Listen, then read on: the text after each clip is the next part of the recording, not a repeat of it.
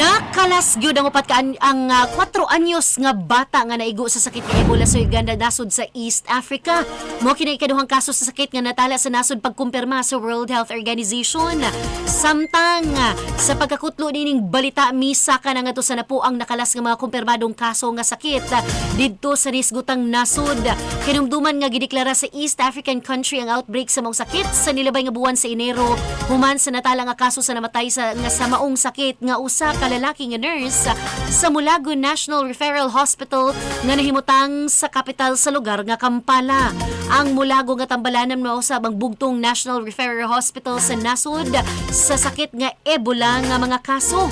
Samtang gibutyag usab sa Health Ministry sa Nasud nga ang 8 ka mga pasyente nga naigo sa sakit nakagawas na gyud sa tambalanan ug pabiling gihapong gipaubos sa strikto nga quarantine ang Kampala ug silingang duha ka mga syudad niini.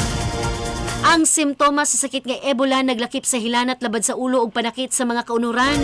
Posibleng mutakod among virus pinaagi sa direct contact sa infected bodily fluids ug tissue sa tao.